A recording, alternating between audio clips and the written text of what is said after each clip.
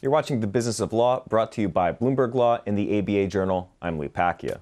If you're trying to develop business from the general counsels of major corporations, chances are you're going about it all wrong. That's according to our guest today. He's Trevor Faure, the global leader of legal services for accounting and consulting giant Ernst Young. He joins us now from London. Welcome, sir.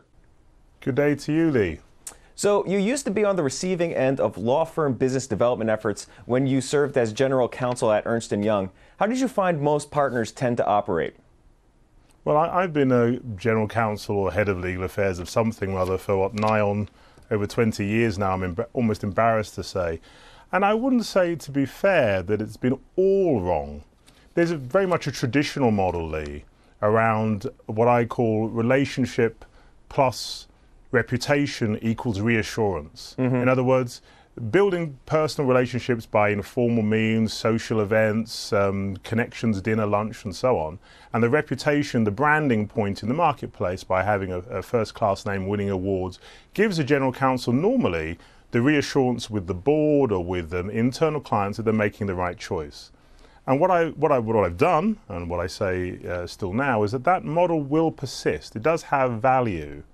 But what I found, in answer to your question, is that it's less effective than it used to be because of the pressures that myself as a general counsel and all of my peers are increasingly under, be it the pressure of globalization, the pressure of increased demands for return on invested capital from the likes of procurement and finance, as well as the disaggregation of legal work, whereby some work is commoditized and has to be done efficiently, and some work is genuine brain surgery and is amenable to relationship and reputation type arrangements. Right. So it's no longer sufficient just to take the general counsel golfing, I take it. What, as a general counsel, did you want from a law firm courting your business?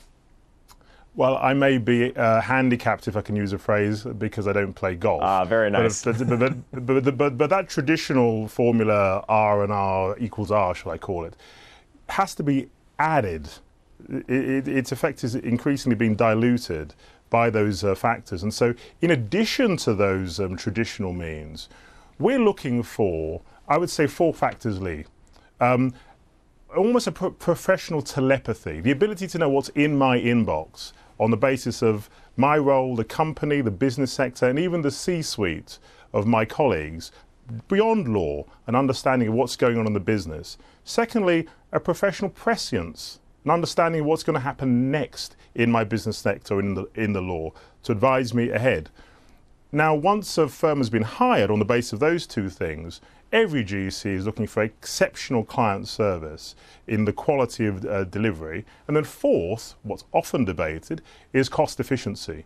But please note, that would be 4th after delivering and bringing the first 3. Yeah, I mean, it's a really interesting concept. When we talk to managing partners and practice heads at various law firms, that kind of targeted communication you're talking about, it seems to be possible, but at the same time, it can't be generated by a junior associate, as many of the law firm client memos tend to be. Wouldn't your approach take a lot more partner time, and wouldn't that initially cost law firms much more in lost billable hours? No, I far from it.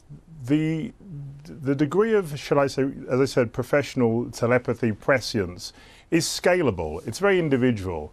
Let me give you an example. The Bribery Act in the UK came out with, as you know, trans-territorial international application. Now, rather than sending out the standard cost-efficient emails to hundreds of GCs saying it's coming out, be warned, an intern, an associate, can go on the website of every major company and see exactly what its current position is under the Bribery Act based on its published code of conduct. And so now the partner is informed to write a bespoke, very precise message to that GC saying, look, the Act's coming, but rather than a generic scattergun email, I'm telling you where you are currently and where you might need to get to. Let's have a chat. Now, before we sat down for this conversation, we were talking and you told me that professional services firms like Ernst Young, for example, are doing business development in a smarter way than most law firms. What specifically could law firms learn from your technique? Well, I would say it's popularly described that the so-called Big Four are, what, 5-10 years ahead of the law firms in terms of their evolution. And in terms of business development, I would say there are four main things in two categories. Two, philosophical. In terms of philosophy, I would say that the professional services firms like myself view every company as a client, whether it's fee-paying, or engaged or not. All companies we engage with as though they were clients. Secondly, and this is very important from a philosophical point of view, internally, your technical expertise on your subject matter, law, let's say, is of equal importance to your knowledge of the client, of the business, externally. And whereas in law firms, they tend to be mutually exclusive. Your jealous expertise in law is almost to the exclusion of your understanding of a business, of a third party, such as the client.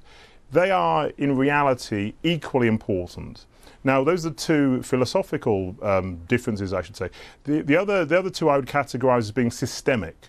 In other words, there's a systematic approach to client service quality, exceptional service quality. That's not just, shall I say, rhetoric, slogans with best intentions, but systematic processes with real bite behind it.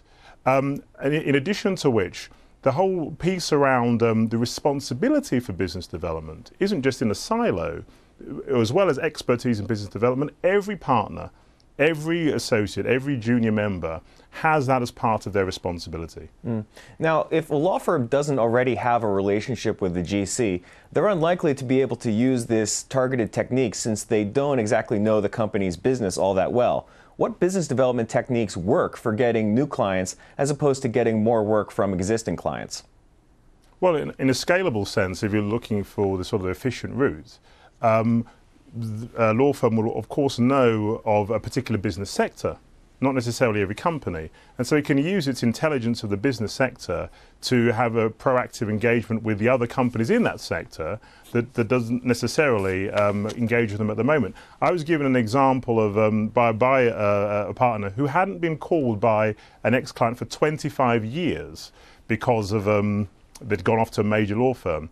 He had done, if I may, what I'd said, been professionally telepathic and prescient, and given that on a cold calling basis, this ex-client a bit of a lead on a property regulation. And he said after 25 years, he called him back in 5 minutes. That's a pretty decent turnaround, if I do say so. Trevor, really interesting stuff. Thanks for joining us today. Thank you. That's Trevor Faure from Ernst Young. If you'd like to learn more about the issues we just discussed, be sure to go check out our offerings on BloombergLaw.com and also on the Bloomberg Terminal. You can see more of our videos on YouTube, and you can follow our updates, of course, on Twitter. I'm Pacchia. Thanks for watching.